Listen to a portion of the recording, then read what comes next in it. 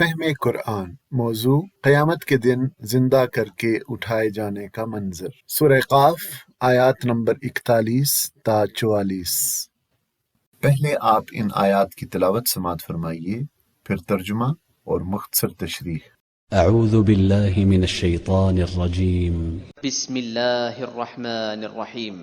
واستمع يوم ينادي المناد من مكان قريب يوم يسمعون الصيحة بالحق ذلك يوم الخروج إنا نحن نحيي ونميت وإلينا المصير يوم تشقق الأرض عنهم سراعا ذلك حشر علينا يسير۔ اور سنو، جس دن منادی کرنے والا ہر شخص کے قریب ہی سے پکارے گا، جس دن سب لوگ آوازۂ حشر کو ٹھیک ٹھیک سن رہے ہوں گے۔ وہ زمین سے مردوں کے نکلنے کا دن ہوگا۔ ہم ہی زندگی بخشتے ہیں اور ہم ہی موت دیتے ہیں، اور ہماری طرف ہی اس دن سب کو پلٹنا ہے۔ جب زمین پھٹے گی اور لوگ اس کے اندر سے نکل کے تیز تیز بھاگے جا رہے ہوں گے، یہ حشر ہمارے لیے بہت آسان ہے۔ قیامت کے دن قبروں کے کھولے جانے کا منظر بیان ہو رہا ہے، اور ایک روز ہم بھی اس منظرنامے کا حصہ بننے والے ہیں۔ جس دن منادی کرنے والا ہر شخص کے قریب ہی سے پکارے گا، یعنی جو شخص جہاں مرا پڑا ہوگا وہیں اس منادی کی آواز اس کو پہنچے گی کہ اٹھو اور چلو اپنے رب کی طرف اپنا حساب دینے کے لیے۔ یہ آواز کچھ اس طرح کی ہوگی کہ روئے زمین کے چپے چپے پر جو شخص بھی زندہ ہو کر اٹھے گا وہ محسوس کرے گا کہ پکارنے والے نے کہیں قریب ہی سے اس کو پکارا ہے۔ ایک ہی وقت میں پورے کرۂ ارض پر ہر جگہ یہ آواز یکساں سنائی دے گی، اور قبروں سے نکلنے کے اس حکم کو اس روز سب سن لیں گے۔ یوم یسمعون الصیحۃ بالحق، جس روز سب لوگ آوازۂ حشر کو حق کے ساتھ سن رہے ہوں گے۔ بالحق کے دو معنی ہیں، ایک یہ کہ لوگ اسی امر حق کی پکار کو اپنے کانوں سے سن رہے ہوں گے جس کو دنیا میں وہ ماننے کے لیے تیار ہی نہ تھے، جس سے انکار کرنے پر انہیں اصرار تھا، اور جس کی خبر دینے والے پیغمبروں کا وہ مذاق اڑایا کرتے تھے۔ دوسرے معنی یہ ہیں کہ یہ بات مجازن نہیں کہی جا رہی، بلکہ سب لوگ اس آواز کو حقیقتاً اور فی الواقع سنیں گے۔ وہ یقینی طور پر یہ آوازۂ حشر سنیں گے، انہیں خود معلوم ہو جائے گا کہ یہ کوئی وہم نہیں ہے بلکہ واقعی یہ آوازۂ حشر ہی ہے۔ کوئی شبہ انہیں اس امر میں نہ رہے گا کہ جس حشر کی انہیں خبر دی گئی تھی وہ آ گیا ہے، اور یہ اسی کی پکار بلند ہو رہی ہے۔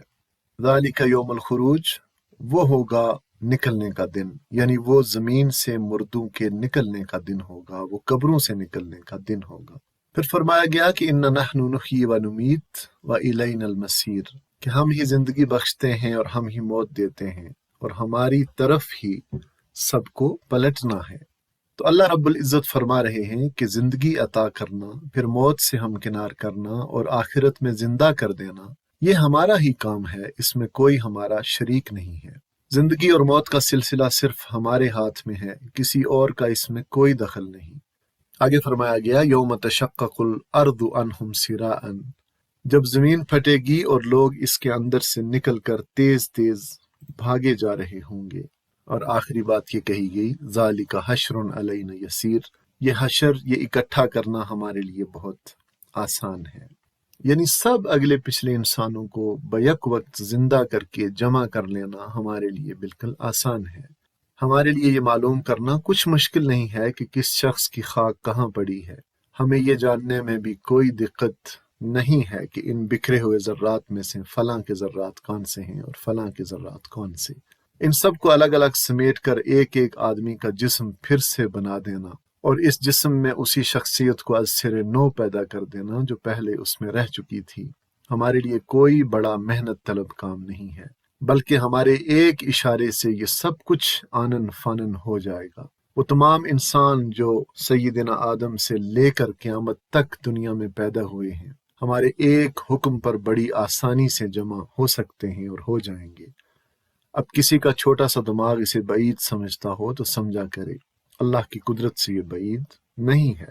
تو فرمایا گیا کہ سب اگلے پچھلے انسانوں کو ایک آواز کے ساتھ زندہ کر کے اکٹھا کر لینا، ذالک حشر علینا یسیر، ہم پر بہت ہی سہل ہے اور بالکل آسان ہے۔ سورہ لقمان میں فرمایا گیا کہ ما خلقکم ولا بعثکم الا کنفس واحدہ، تم تمام انسانوں کا، تم سب کا پیدا کرنا اور پھر موت کے بعد زندہ کرنا ایسا ہی ہے جیسے کسی ایک شخص کو، یعنی کسی ایک شخص کو پیدا کرنا اور مرنے کے بعد زندہ کرنا۔ صدق اللہ العظیم، بے شک سچ فرمایا رب عظیم نے، اور یہ سب کچھ اسی طرح پیش آنے والا ہے۔ اللہ کرے جب ہم قیامت کے اس منظر نامے کا حصہ بنا کر اٹھائے جائیں تو اس حال میں ہوں کہ اللہ ہم سے راضی ہو چکا ہو۔ آمین ثم آمین۔